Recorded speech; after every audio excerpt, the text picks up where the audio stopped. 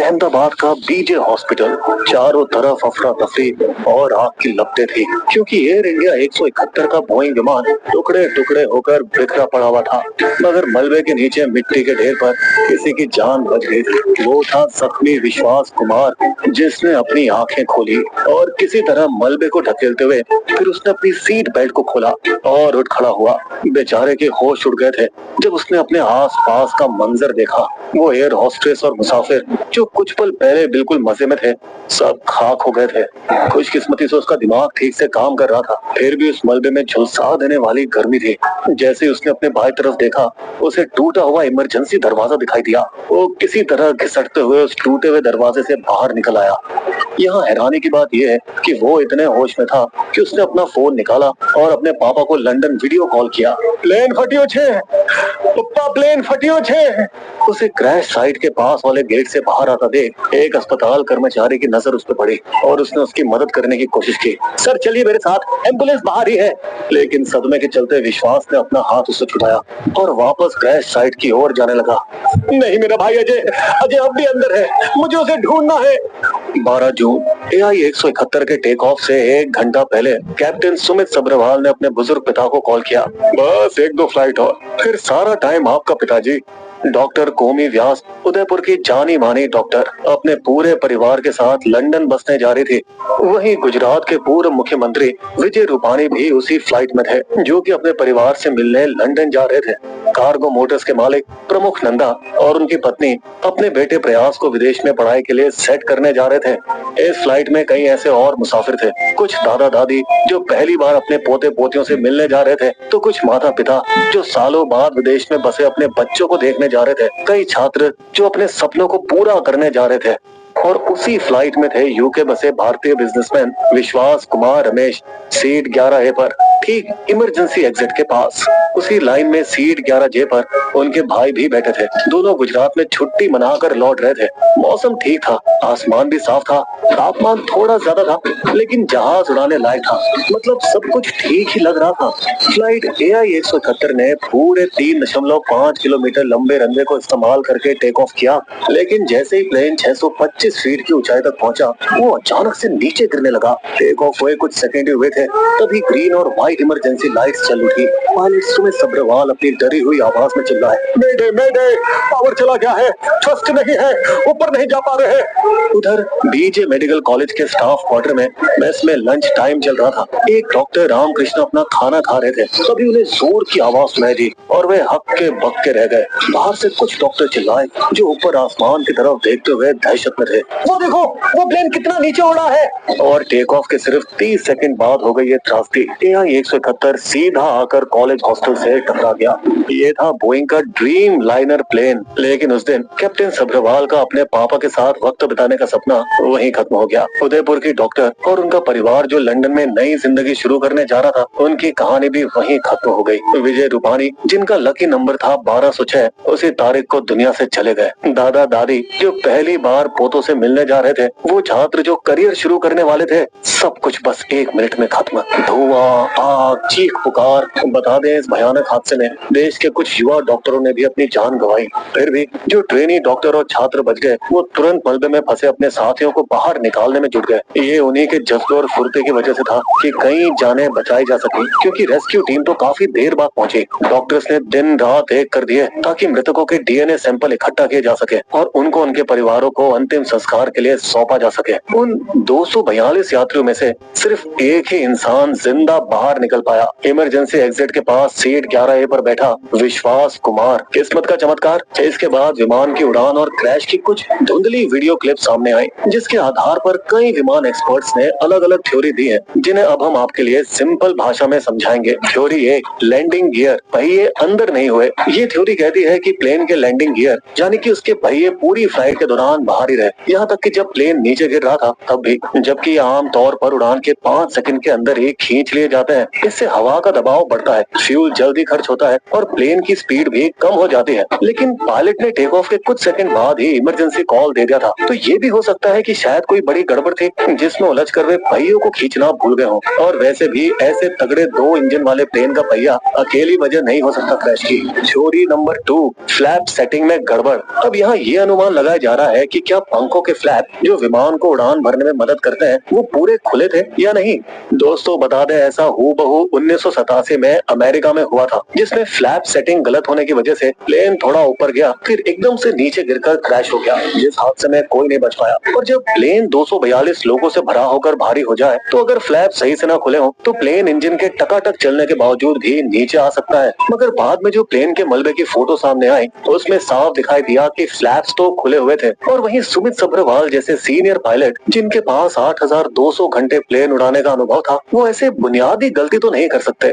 Theory number 3, उड़ान के वक्त इंजन में भरपूर ताकत नहीं थी। अब वैसे तो 2.5 से 3 किलोमीटर का रास्ता उड़ान के लिए काफी होता है, लेकिन एयर इंडिया के विमान को फिर भी पूरे 3.5 किलोमीटर लग गए टेक ऑफ के लिए। तो यहाँ हो सकता है कि इंजन फुल पावर नहीं दे पा रहा हो, और यही बात तो पायलट ने खुद इमरजेंसी कॉल में भी बोली। अब इसे हम तेज गर्मी और प्लेन के भारी वजन जैसे कारणों के साथ जोड़ें तो इंजन की ताकत और भी कम हो सकती है। लेकिन दोस्तों, इस प्लेन का दाहिना इंजन मार्च 2025 में ही बदला गया था और अप्रैल 2025 में बाएं इंजन की जांच हुई थी और दोनों में ही कोई खराबी नहीं मिली। तो अगर इंजन की पावर कम हो, फ्लैप और लैंडिंग गियर में गड़बड़ी हो तो ये तीनों मिलकर एक जानलेवा कारण जरूर बन सकते हैं। Theory number 4, RAM air turbine rat का इस्तेमाल, दोनों इंजन फेल। क्रैश के कुछ दिन बाद एक थोड़ा ज्यादा क्लियर वीडियो सामने आया जो 17 साल के एक लड़के ने पास के गांव की छत से बनाया था, जिसमें ये दिखा कि प्लेन के पंख के नीचे एक छोटी ग्रे रंग की चीज बाहर आ रही थी, जो कि माना जा रहा है कि रैट यानी रैम एयर टरबाइन का चालू होना हो सकता है।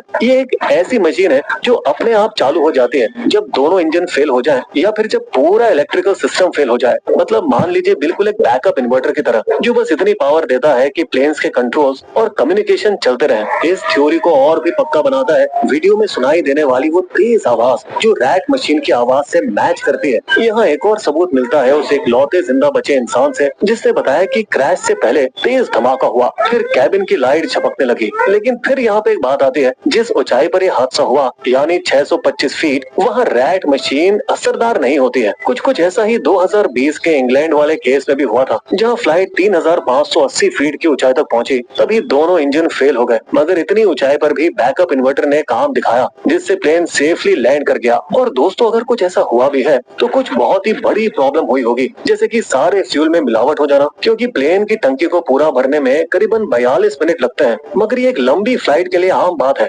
दोस्तों, ये भी हो सकता है कि अचानक चिड़िया इंजन में घुस गई हो, लेकिन उस वीडियो में ना तो कोई इंजन से आग निकलती दिख रही थी और ना ही कोई चिड़िया दिखाई दे रही थी। और क्योंकि टेक ऑफ के बाद पायलट ने इमरजेंसी कॉल दिया था, तो ये हो सकता है कि दोनों इंजन फेल तब हुए जब प्लेन इतनी स्पीड पकड़ चुका था जिसके बाद उड़ान को रोका नहीं जा सकता था। और दोस्तों, भले ही अब आपको ये सबसे ज्यादा वाजिब कारण लग रहा हो, मगर बता दें कि दोनों इंजन का फेल होना बहुत ही कम होता है और सिर्फ एक फोन वीडियो के आधार पर हम इसे पक्का नहीं कह सकते। इसके लिए शायद महीनों या फिर साल भर का इंतजार करना पड़ेगा, जब तक कि टूटे फूटे कॉकपिट वॉइस रिकॉर्डर CVR और फ्लाइट डेटा रिकॉर्डर FDR को aircraft accident investigation bureau AAIB वाले पूरी तरह से चेक ना कर लें। बता दें कि यहाँ पे एक कमेटी जिसमें बाबू लोग और विमान एजेंसियों के लोग भी शामिल हैं, वो इंडस्ट्री की पूरी सुरक्षा को लेकर जांच कर रही है। चलिए दोस्तों, वापस एयर इंडिया पर आते हैं। तो बता दें कि 2015 से 24 के बीच उसकी 787 ड्रीम लाइनर प्लेन्स में कुल 32 तकनीकी खामियां पाई गई हैं। हालांकि इनमें से सिर्फ 2 मामलों में एक्सीडेंट हुआ है, और वो भी ऐसे जिनमें सिर्फ कुछ ही पैसेंजर घायल हुए। जब से 2011 में ड्रीम लाइनर को दुनिया भर में शुरू किया गया है, तब से लेकर अब तक AI-171 पहला ऐसा क्रैश बना जिसमें जाने गई हैं, और वो भी ऐसा जिसमें पूरा विमान ही उड़ गया। अब तक के सबसे बड़े हादसे तो पुराने बोइंग 737-800 विमानों में हो चुके हैं, और वो भी तब जब एयर इंडिया पर सरकार का कंट्रोल था। जैसे 2010 का हादसा, जब दुबई से आई एयर इंडिया की फ्लाइट मैंगलोर रनवे पर फिसल गई, जिसमें दुर्भाग्यवश 167 में से 158 लोगों की जान चली गई।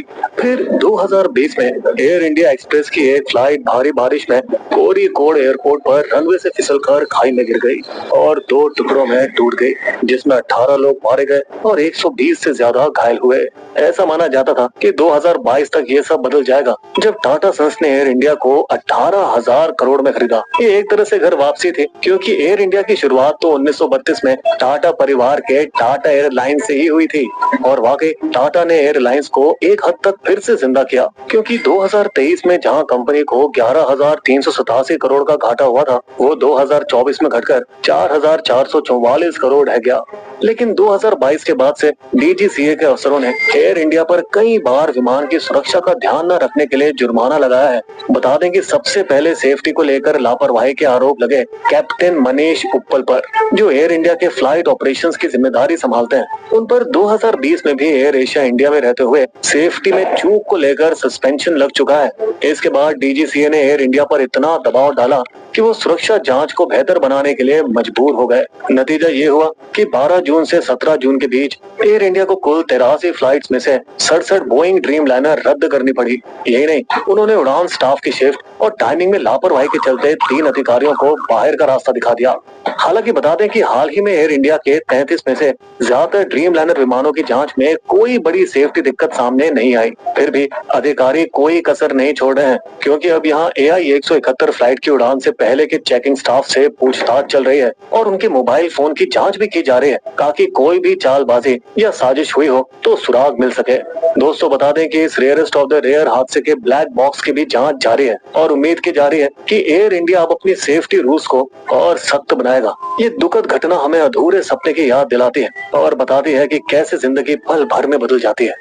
बिस्बो की शायरी, दूर देश के ख्वाब ले भरने चला उड़ान, कुछ पल में ही धरती पर आकर गिरा विमान। धुआं धुआं हर ओर था, भीषण थी वह आग, कुछ पल में ही ख्वाब सब जलकर हो गए खाक। हमारे वीडियो कंटेंट के सोर्सेस आपको डिस्क्रिप्शन में मिल जाएंगे।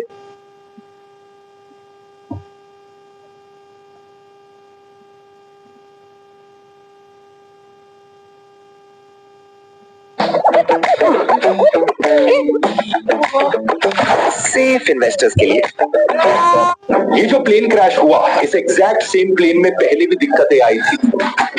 4 साल पहले नवंबर 2021 में ये प्लेन लंदन से हैदराबाद आ रहा था कि फ्यूल लीक की वजह से इसकी इमरजेंसी लैंडिंग करानी पड़ी टर्की में। बोइंग की जिस फैक्ट्री में प्लेन्स बन रहे थे, उस